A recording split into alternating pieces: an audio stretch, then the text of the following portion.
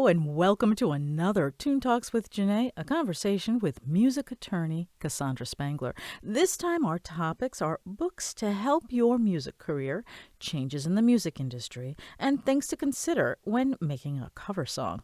Each topic is presented in its own separate video, and this video will cover topic number 2, changes in the music industry. The information provided in this video is for informational purposes only and not for the purpose of providing legal advice. You should contact an attorney to obtain advice with respect to any particular issue or problem. So we've got our books. Have you seen any major changes between the last time we talked and now? I think so. Yeah, I think there have been a lot of changes. I think people have, been coming up with different ways of how to deal with getting music out there in the middle of a pandemic where, artists can't tour. I think that's been the biggest impact. A, artists can't tour, and B, a lot of people are out of work, so they have less disposable income to spend on things like entertainment and music. So people have been coming up with a lot of creative ways and trying different things out about how to deal with that. Because I mean, the good news is people still need music, maybe even more now than ever. Definitely. So there's still a need for it. It's just figuring out, okay, we can't do live shows. People don't have a ton of money to spend. What can we do to still get the music out there? And I think there's been a real focus on content. So, people are at home, they're looking for new content to watch, new music to listen to, and so people have been coming up with different ways. I've seen, for example, people doing animated music videos because maybe they can't go and film due to different COVID restrictions. So they're creating animated videos. There have been a lot of these live stream concerts, which personally, I don't know how successful that is because I think it's very difficult to translate that feeling that you get from going to a concert. Doesn't really translate very well, onto a computer screen or a TV screen when you're at home. So that's been a little challenging, I think. But some artists I've seen have started to do more intimate live shows. So they might do a show from their living room where, it's not meant to necessarily be a substitute for a large concert, but you're still getting a live performance and you're kind of getting something that you wouldn't get from a concert, which is this access into, the artist's daily life and their home and that kind of thing. I've also seen there's this new app. I don't know if you've heard of this Clubhouse app. I just started using it a couple days ago, actually. But it's this app where it's specifically for the music industry and it's only audio. So it's basically, I'm still kind of learning it myself, but you log in and there will be these different, what they call rooms. And you'll go into the room and it's basically just people talking to each other about different, kind of like what we're doing right now, about different music industry topics. And high level executives will be on there. There'll be some well known artists on there, and everyone in between. And so it's kind of interesting, and I think that is a creative way of dealing with this too, because it's giving people access to these conversations that they may not have had before the pandemic. Now people have more time and they're a little bit more focused. So I think that app is a good example of how people are adapting to this.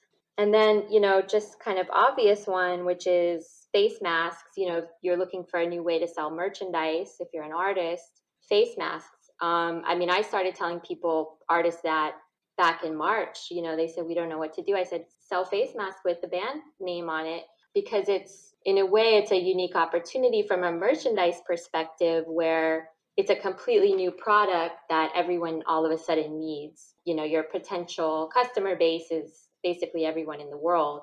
And it's also free marketing. If people are walking around with the band name on the face mask, it's good marketing for the band.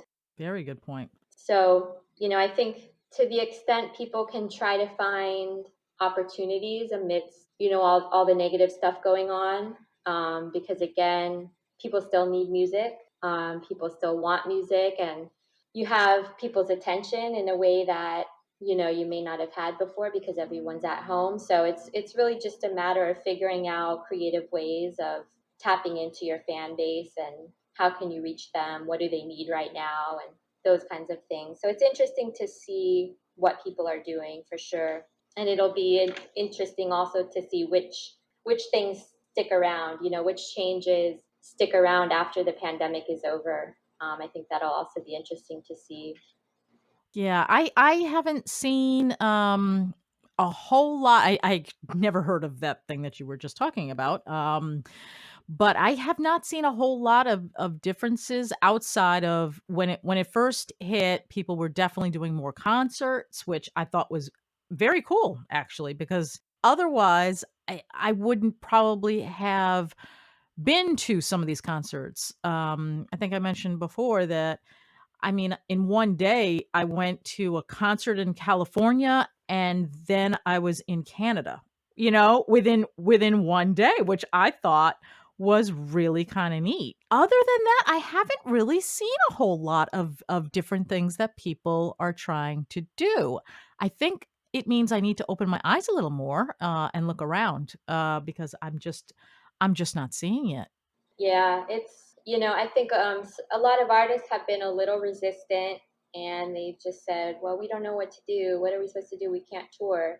And then other artists have really pushed ahead and found other things and tried other things, and some have worked and others haven't.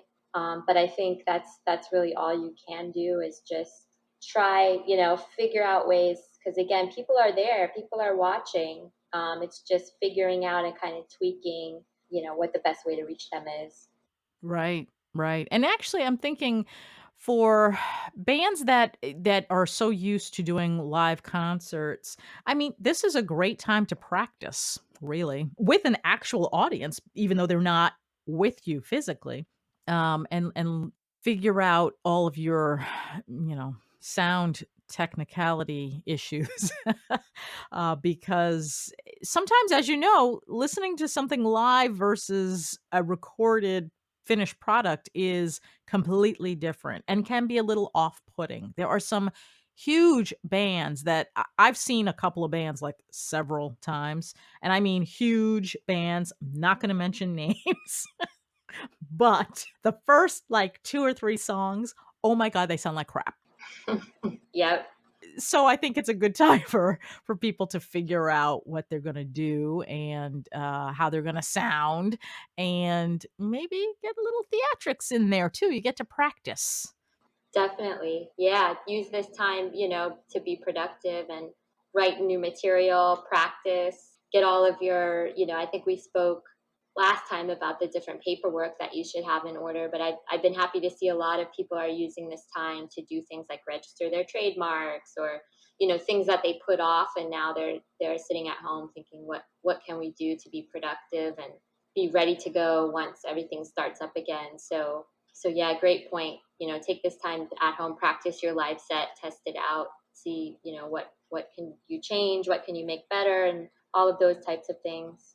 I'm happy to hear that people are actually registering, their different things. That's a good thing. This has been a Tune Talks with Jeanné conversation with music attorney Cassandra Spangler. If you would like to contact Cassandra, visit her website at cspanglermusiclaw.com. If you would like to hear more of our conversations, subscribe to my YouTube channel so you can be notified when a new video is uploaded. And don't forget to like this video if you found it helpful.